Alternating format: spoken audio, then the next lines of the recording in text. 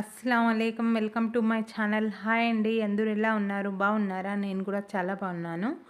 ఈ వీడియో అయితే ఇంకా మార్నింగ్ నుంచి అండి. ఇంకా టిఫిన్ అయితే మేము చపాతీ చేసాము, వెజ్ కర్రీ చేసాము. ఇక్కడైతే మా మరదలు ఇంకా చపాతీలు అయితే ఒత్తిస్తూ ఉంది. నేనైతే ఇక్కడ చపాతీ చేస్తున్నాను. ఇంకో వైపు అయితే టీ పెట్టేశాను.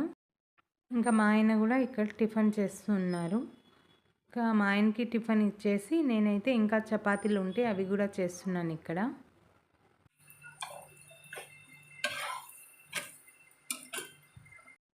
ఇంకా టిఫిన్ అంతా అయిపోయాక ఇంకా మధ్యాహ్నం అయితే ఇంకా లంచ్ ప్రిపేర్ చేస్తున్నాము. లైట్గా బగారా రైస్ చేస్తున్నామండి.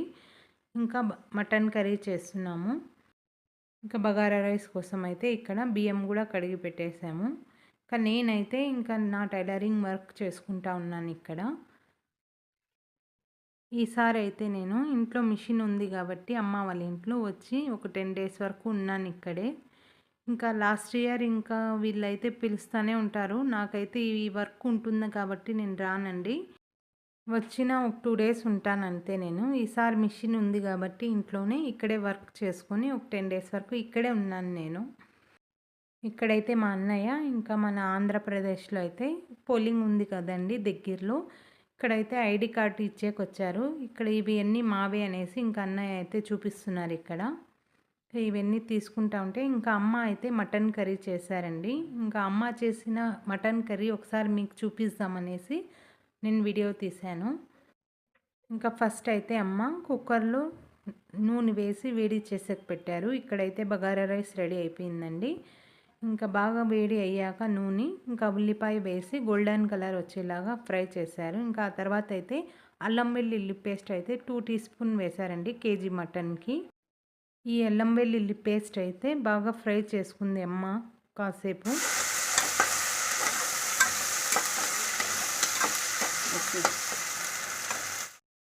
ఇప్పుడు ఇందులో అయితే మటన్ వేసి బాగా కలుపుకున్నారండి. అల్లం వెల్లుల్లి పేస్ట్లోనే బాగా ఫ్రై చేశారు అమ్మ మటన్కి.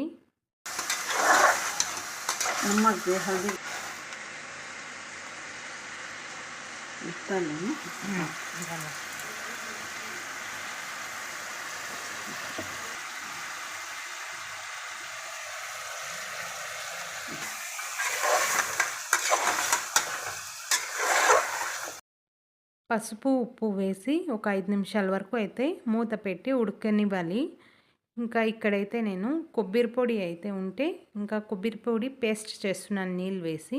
ఇంకా మూత తీసేసి ఇక్కడైతే టమాటా వేసింది.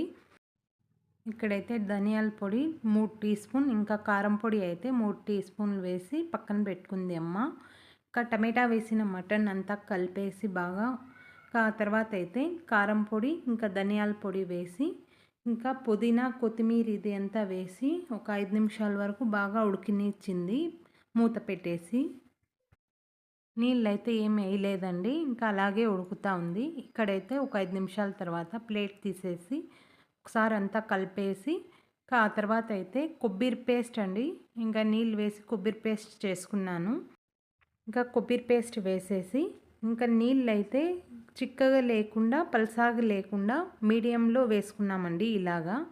ఇంకా ఇవి అయితే ఒక 5-6 విజిల్ వచ్చేదాకా అయితే కుక్కర్కి మూత పెట్టేశాము. ఇంకా మటన్ కర్రీ అయితే రెడీ అయిపోయింది.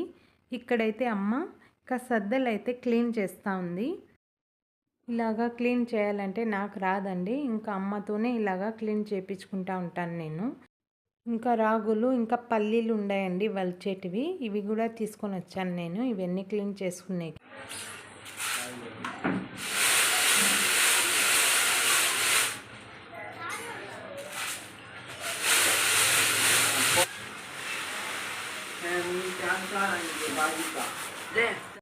ఇంకా సద్దలు అయితే రెడీ అయిపోయాయి.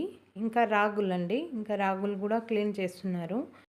ఇంకా రాగులండి ఇది ఇంకా సమ్మర్ కాబట్టి ఇంకా రాగి సరికి ఇంకా ముద్ద చేసేకైతే మేము ఎక్కువ వాడతాము ఈ సమ్మర్లో.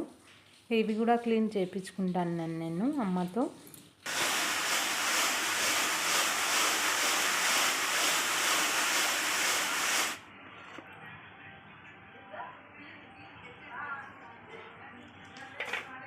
ఇంకా ఇవి అయితే క్లీన్ చేసేసి ఇంకా మధ్యాహ్నం అయితే లంచ్ చేసేసాము.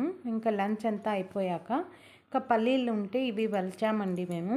ఇంకా ఇవన్నీ వలిచేసి ఇంకా ఇవి వలిచేటప్పుడు అయితే మేము చాలా రోజులైంది సద్దిపిండి తినేసి అనేసి ఇంకా అప్పుడే మేము ఆలోచించుకొని ఇవన్నీ ఫ్రై చేసాము. సద్దలు, నువ్వులు ఇంకా పల్లీలు ఫ్రై చేసేసి ఇవి అయితే సద్దిపిండి చేసాము మేము. మేమైతే తిల్వట్ అంటాము. తెలుగులో అయితే కరెక్ట్గా తెలియదు నాకు ఏమంటారు. మీకు తెలిస్తే కామెంట్ బాక్స్లో